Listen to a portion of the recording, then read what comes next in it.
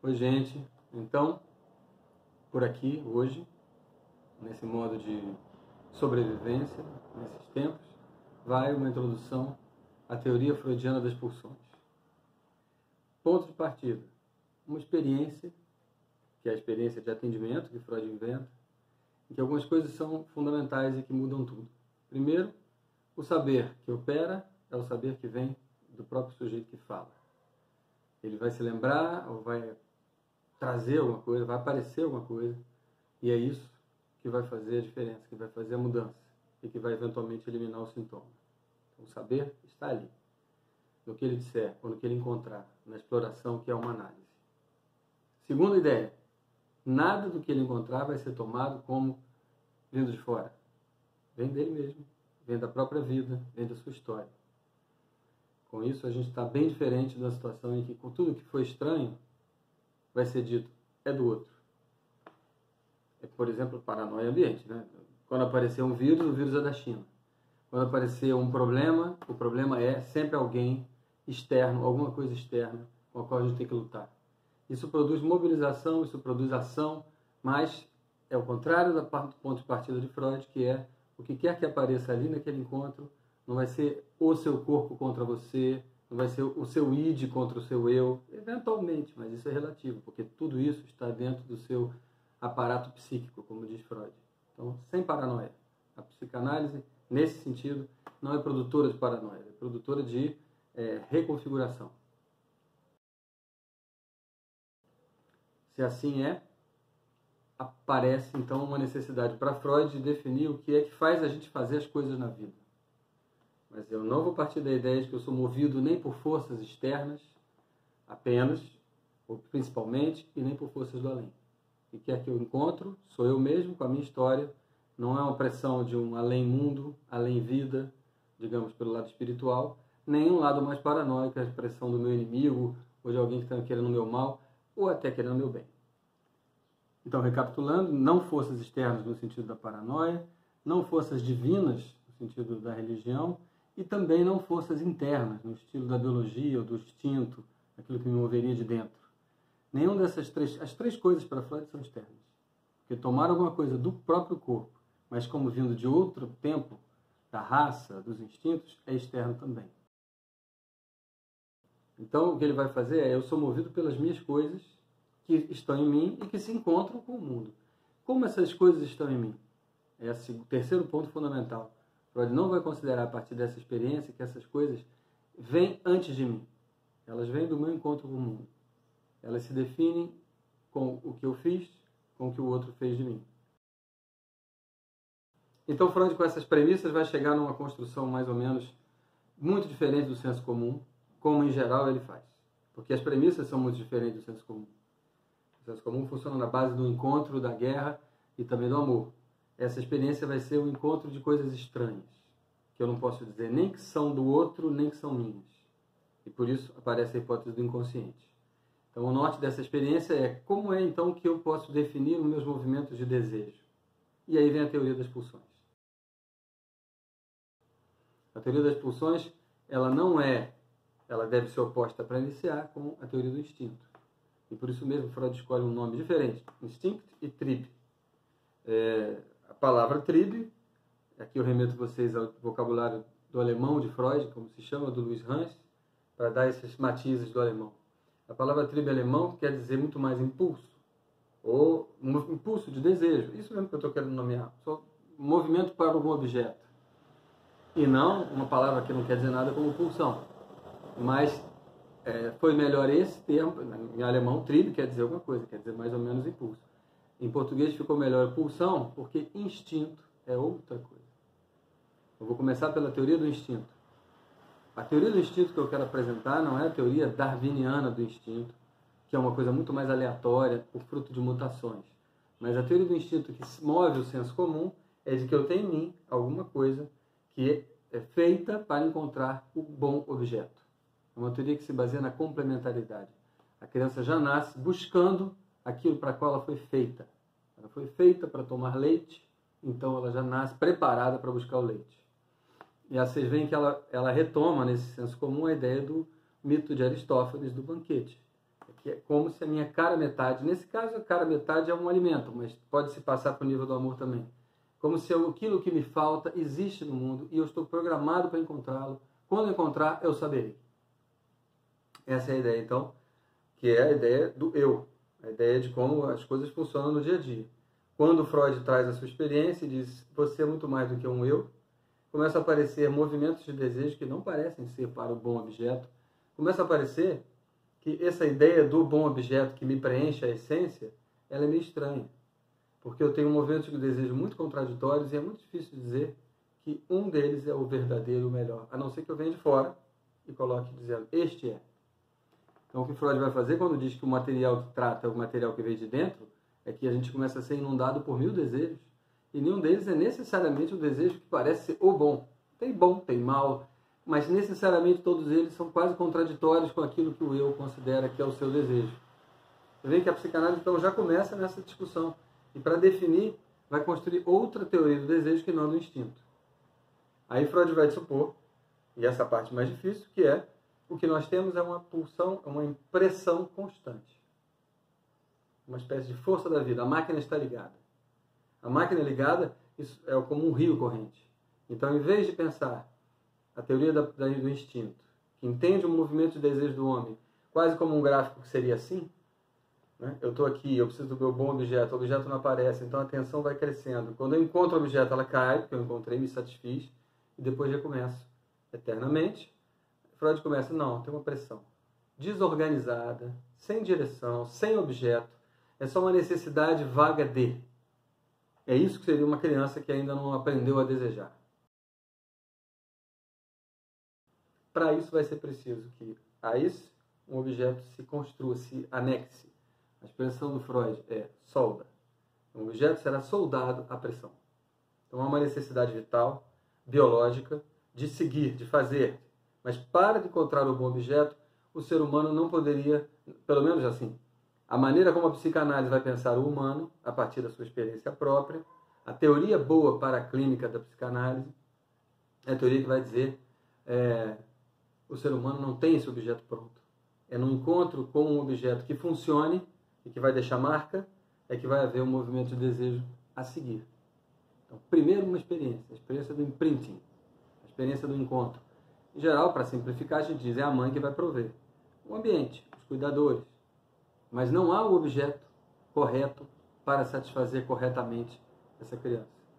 É o que vai fazer Freud dizer, nos 3 ensaios sobre a teoria da sexualidade, que é onde tem a primeira, digamos, marcação sobre a sua teoria da pulsão, que é, essa criança ela é polimorfa. A forma da satisfação dela é poli. Ela é feita para um poli qualquer coisa. O que é muito radical. A gente pensar que as crianças, o que Freud está dizendo com todas as letras, a criança pode se satisfazer com quase qualquer coisa, porque ela não tem uma programação. Eu não estou dizendo que não há uma programação, mas que essa programação ela vai se dar pelos encontros muito primários, eventualmente quase que no momento de nascimento. E essa programação é que vai definir que é a criança. E a gente sabe que, em geral, a programação é parecida com a dos outros, porque a sociedade propõe uma satisfação parecida. A mãe não vai dar muita coisa diferente a não ser um alimento para que a criança se alimente. Mas aí vocês diriam, mas então essa teoria ela não tem nenhuma definição do que é o objeto correto. Não, inicialmente não. Mas uma vez que essas experiências de satisfação se articularam, produzem uma coisa que faz funcionar coerentemente, isso é o que o Freud chama de narcisismo. Né? O narcisismo é quando algumas pulsões estão fixadas e se articulam. Uma vez que começa a funcionar, aí você tem uma espécie de eu. Esse eu vai deixar de lado toda uma série de outros imprintings, outras facilitações, ou trilhamentos, que é o termo de Freud, que foram definidas pelas experiências de satisfação mais primitivas. Então, experiência de satisfação que vai dar forma e direção a essa pressão que de outro modo não tem nem forma nem direção.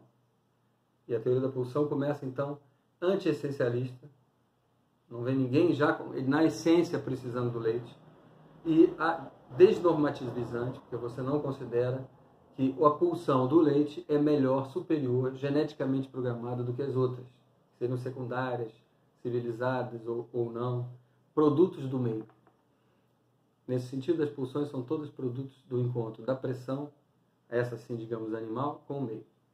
Uma maneira de entender isso seria, Freud constrói uma teoria para uma experiência, e nessa teoria ele resolve abdicar da ideia de que há o bom objeto e a produção correta. Por que ele faz isso?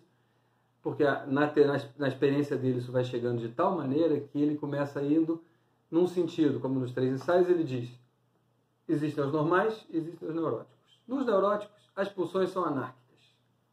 Nos normais, não. Depois ele vai dizendo, mas eu encontro essas pulsões anárquicas no inconsciente de todo mundo. Então talvez tenhamos que generalizar e dizer que o anárquico é que é a base. E a constituição dos objetos definidos é quando o narcisismo se dá e o eu começa a ter sua maneira de procurar e de desejar mais ou menos sincronizada com o mundo onde ele vive. O mundo aqui é fundamental. Ele não só vai criar as experiências de satisfação, como vai valorizar, endossar aquelas que ele considera que são as melhores e negar, forçar a que as que não são melhores fiquem fora de cena e vão constituir o inconsciente. Então, pulsão e instinto, para começar, a pulsão é uma pressão. Segundo tempo, a pulsão se constrói, como a gente viu. Os movimentos, por exemplo, agora nós estamos nesse mundo de isolamento, começam a aparecer movimentos de desejos mais descoordenados e mais incompreensíveis, e um sentimento de desorientação que está presente o tempo todo, que leva a uma espécie de pulsão de leitura, pulsão de ouvir todos os vídeos, de não largar o WhatsApp, de saber. É uma ativação de uma busca do bom objeto. O que é o bom? E a proposta da psicanálise é se deixar banhar não por aquilo que você quer e precisa, por aquilo que te vem, e ver como ele pode se combinar com você. É uma hipótese, como ele pode se reconfigurar da melhor maneira. Mas para isso, Freud vai então caminhar um pouco mais na teoria e vai supor que há uma constituição dessas pulsões. Então elas não estão prontas. A criança só tem uma espécie de pressão. E aí ele vai nomear o que ele chama de elementos da pulsão. Para que uma pulsão seja constituída, é preciso, já 2 coisas vimos: a pressão, o objeto e a experiência de satisfação que junta os dois. Na verdade, precisa de 3 elementos, né? Esses 3 elementos que ele vai falar e depois ele vai acrescentar um 4.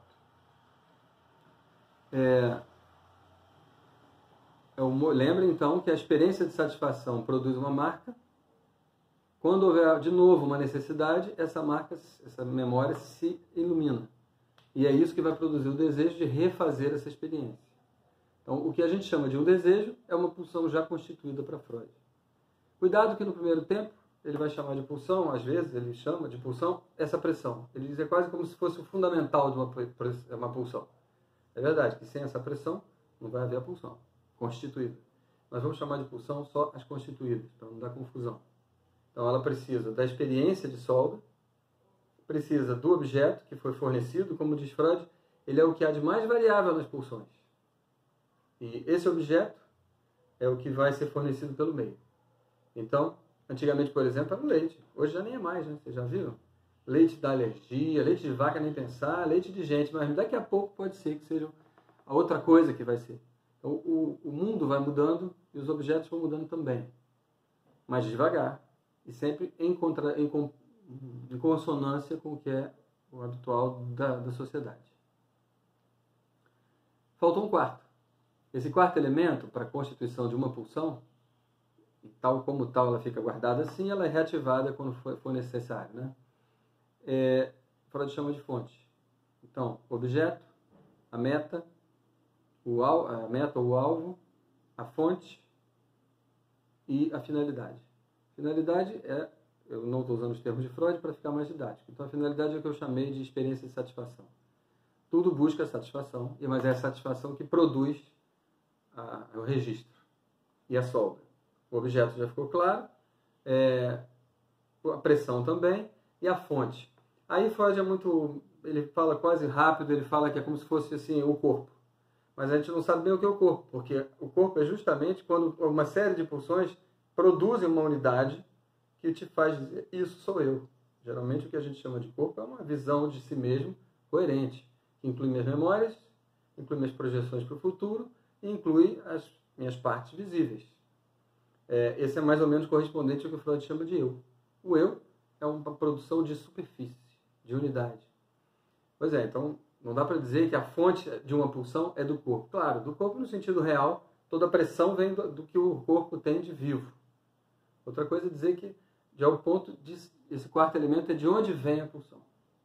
Sim, porque é preciso pensar que para que haja um movimento que funcione em direção a um alvo, ao objeto, ele precisa de um ponto de partida. Imagina que a gente está imaginando um serzinho totalmente perdido, com suas variadas necessidades. Alguns objetos se apresentam, mas quando o objeto se apresenta, também se define na experiência de satisfação um ponto de onde o movimento se lança. A criança está lá, se agoniando, a mãe coloca o seio na boca. Ele se satisfaz. Então, define-se a boca como ponto de onde virá o desejo, define-se o seio como objeto de satisfação. Então, os dois pontos são definidos. Então, eu estou aproximando fonte aqui do que Freud vai chamar depois, ou nesse ensaio, de zona erógena. E junto com os 3 ensaios, eu estou recomendando a vocês a leitura dos destinos da pulsão, que vai trabalhar isso mais. Não estou entrando aqui nos detalhes dos destinos das pulsões já constituídas, que é uma grande parte desse texto, mas mais na constituição das pulsões. E estou usando o nome geral pulsões.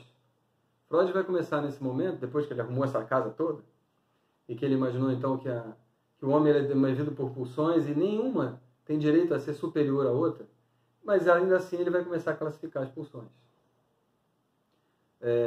Não no sentido normativo, mas ele vai dizer, bom, a gente pode separar que tem as pulsões que mantêm a constituição de si mesmo, esse eu do narcisismo, ele se realimenta de alguma coisa que ele faz.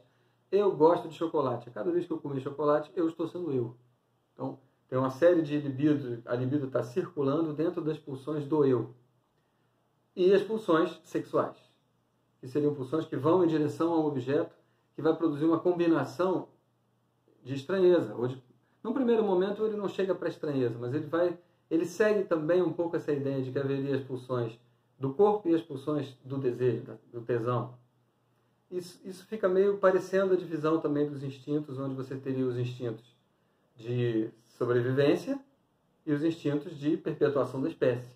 Como se houvesse, então, sexo, reprodução, o eu sobrevivendo.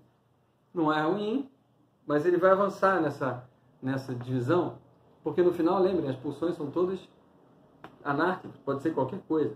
Então é uma classificação um pouco arbitrária. Algumas pulsões servem para a perpetuação do eu, outras para o encontro com o outro.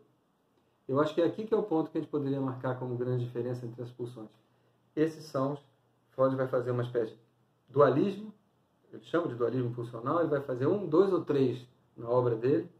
O primeiro é um pouco esse, o eu, autoconservação e sexuais, ele muda, ele vai, também ele fala também do eu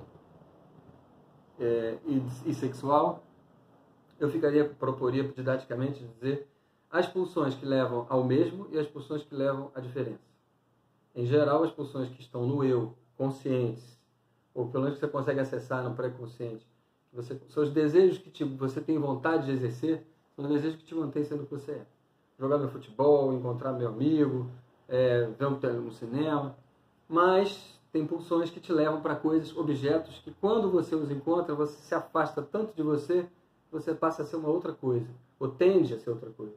Esse, para a psicanálise, são mais interessantes, que são os objetos que vão levar à reconfiguração. Mas também são mais perigosos, porque a gente deixa de ser o que a gente é.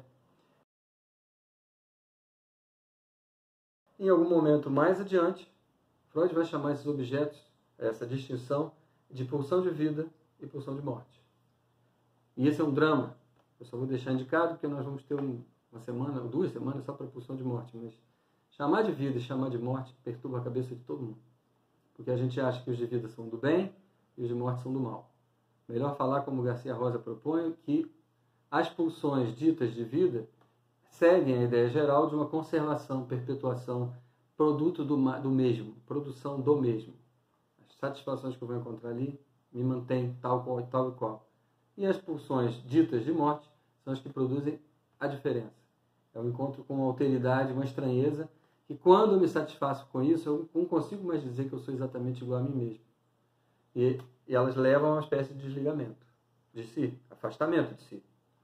Agora lembrem, é difícil dizer, e Freud disse com toda clareza, as pulsões só funcionam, esses 2 tipos de pulsão só funcionam interligadas. A vida da gente é estar num ponto de poder ser a si mesmo e poder ser diferente. Ou não é possível fazer nenhuma mudança sem destruir alguma coisa do que foi. Mas deixamos claro, destruição aqui não precisa ser matar ninguém. Destruição não precisa ser agressivo. É destruição de um estado anterior. O colocar em risco o estado anterior. O exemplo atual da guerra que sentiu no Brasil entre a economia e a saúde, isso produz uma loucura que faz as pessoas pensarem que é uma coisa contra a outra. Para que haja a possibilidade de uma economia, é preciso que as pessoas estejam vivas. É preciso levar a sério a ideia de que é preciso manter o Estado. Nós temos que puxar, nesse caso, para a pulsão de vida.